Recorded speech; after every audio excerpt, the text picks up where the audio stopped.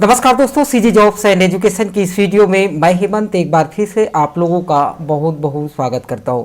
दोस्तों, आज की इस वीडियो में हम बात करने वाले हैं कि बस्तर फाइटर जो कि बस्तर संभाग के सातों जिलों पर 300 पद निकाल करके सामने लाया हुआ है। इसकी पूरी जानकारी मैं आप लोगों के बीच लेकर के आ गया हूं, पूरी सातों जिले के बारे में।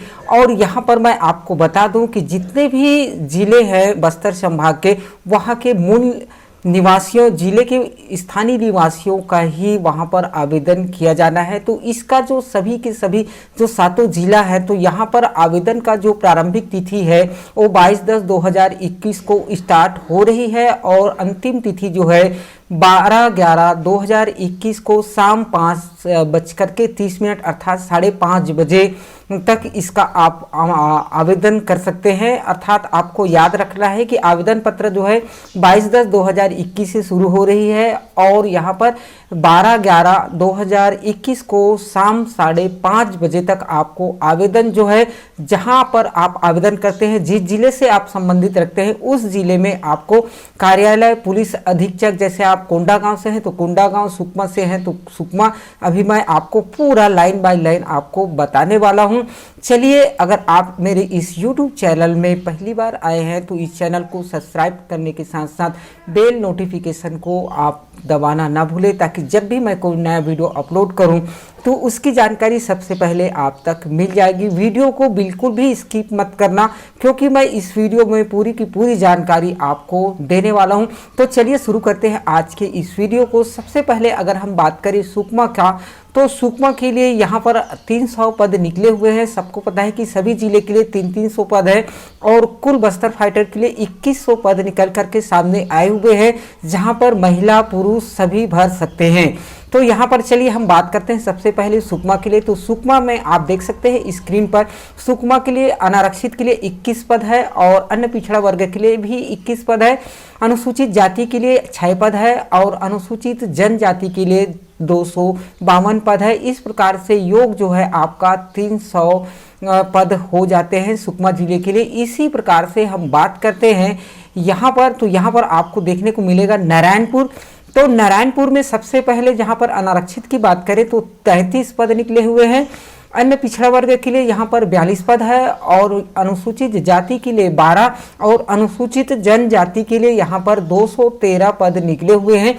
तो इस प्रकार से यहाँ भी 300 पद हो जाते हैं। उसके बाद अगर हम बात करें यहाँ पर, तो यहाँ पर आप देख सकते हैं दंतेवाड़ा के लिए, तो दंतेवाड़ा के लिए अनारक्षित के लिए 18 पद है और अन्य पिछड़ा वर्ग के लिए 42 पद है। अनुसूचित जाति के लिए 12 पद है और अनुसूचित जनजाति के लिए 228 पद है। तो इस प्रकार से यहाँ भी 300 पद निकल करके सामने आए हुए हैं, जहां पर आप आवेदन पत्र जमा करने का भी पता आप देख सकते हैं। अभी इसके बारे में मैं और डिटेल से आप लोगों को बताऊंगा। उसके बाद अगर बात करें तो बस्तर जिले के लिए है, तो बस्तर जिले के लिए अनारक्षित के लिए 63 पद निकल करके सामने आया हुआ है। अन्य पिछड़ा वर्ग के लिए 42 पद निकले हुए हैं।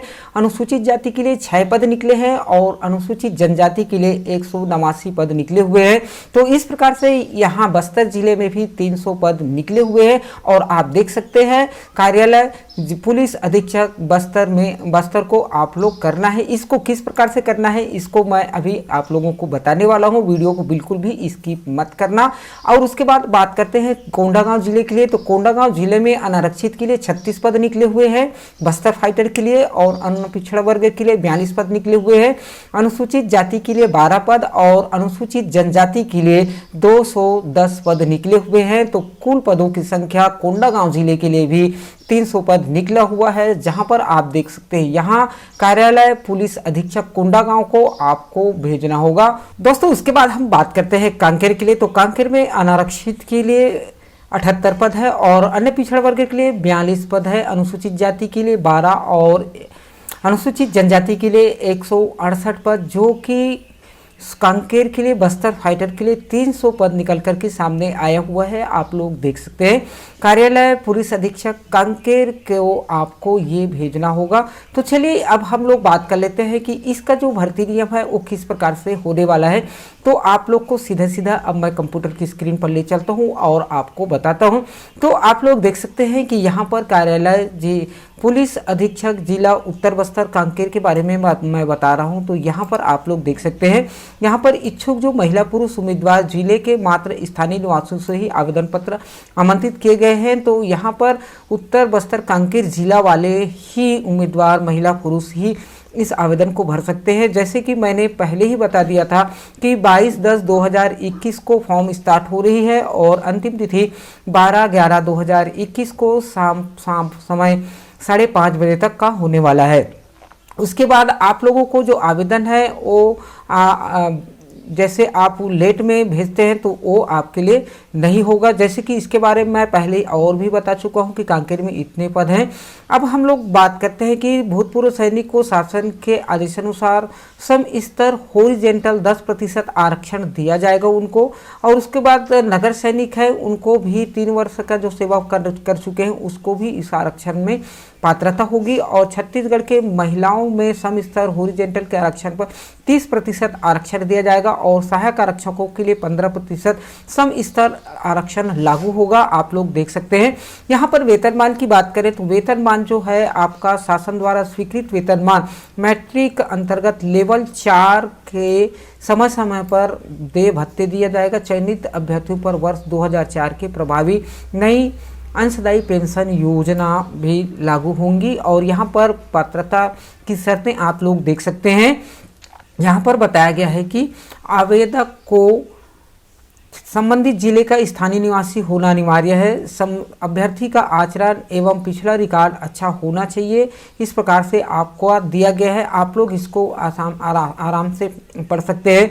मैंने इसका लिंक डिस्क्रिप्शन बॉक्स में दे दिया है, या तो फिर आप ऑफिशियल वेबसाइट पर भी जाकर के इसे डाउनलोड करके इसे देख सकते हैं। उसके बाद यहाँ पर आपको आवेदन पत्र के साथ लगाया जाने वाला सहपत्र जो है आपको लगाना पड़ेगा। जैसे जन्मतिथि सत्यापन के लिए आपको 10+2 परीक्षा प्रणाली के अंतर्गत आपको हाई स्कूल सर्टिफिकेट का लगाना पड़ेगा, जहां पर आपका जन्मतिथि अंकित हो। तो अनुसूचित जनजाति के लिए 5वीं यहाँ पर लिखा गया कक्षा 5वीं एवं नक्सल प्रभावित शिविर में रहने वाले परिवार के सदस्यों के लिए 5वीं कक्षा उत्तीर्ण की अंक सूची अंकित जन्मतिथि भी मान्य होगी। तो यहाँ पर आप लोग देख सकते हैं। और यहाँ पर शैक्षिक प्रमाण पत्र की छायाप्रति आपको लगाना पड़ेगा। जाति संबंधित प्रमाण पत्र है और आपको बोनस संबंधित जितने भी है उस प्रमाण पत्र को आपको लगाने होंगे। इसे आप लोग देख सकते हैं। आयु सीमा में आप लोगों का आयु सीमा 18 वर्ष से कम नहीं होना चाहिए और 28 वर्ष से अधिक नहीं होना चाहिए। अगर आप अनुसूचित जाति, जनजाति और अन्य पिछड़ा वर्ग के हैं तो आयु में आपको 5 वर्ष तक का शिथिल कर दिया जाएगा, अर्थात छूट मिल जाएगा आपको।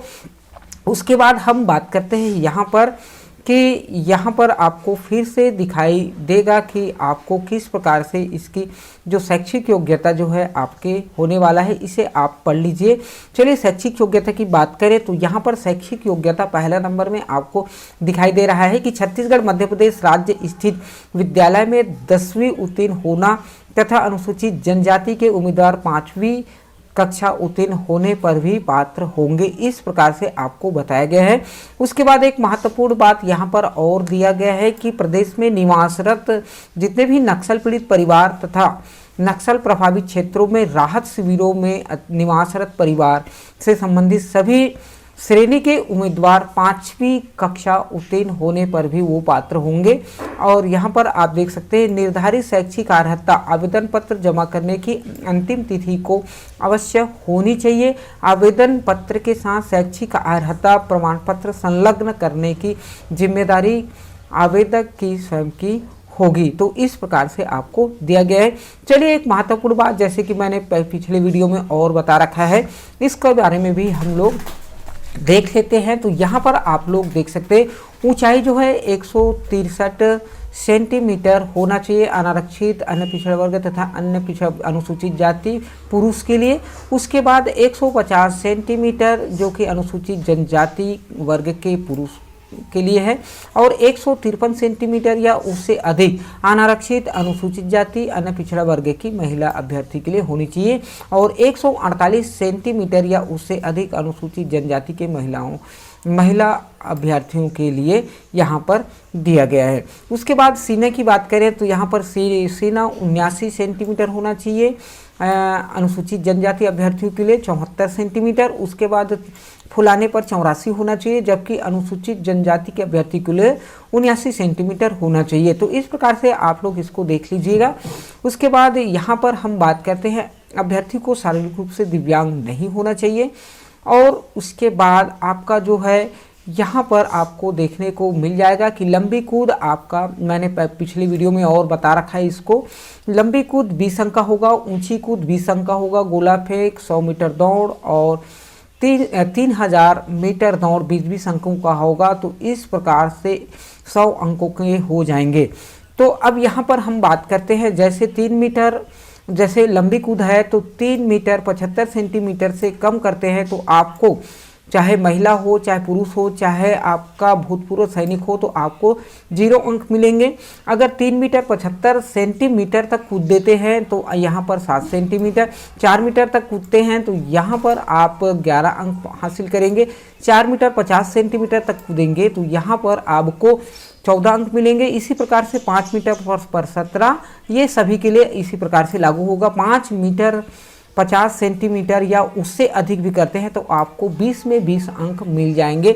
ये सभी महिला, पुरुष या भूतपूर्व सैनिक के लिए दिया गया है। इसी प्रकार से आप ऊंची कूद के लिए भी देख सकते हैं, चाहे तो आप इसको स्क्रीनशॉट भी ले सकते हैं। आपको मैं इसको डिस्क्रिप्शन बॉक्स में दे दूंगा, इसे आप डाउनलोड करके देख सकते हैं। इसी प्रकार से गोला फेंक है, 100 मीटर दौड़ है, आपको किस प्रकार से नंबर मिलेंगे तो यहाँ पर आपको देखने को मिल जाएगा। तो इस प्रकार से लिखी, उसके बाद अगर आप यहाँ से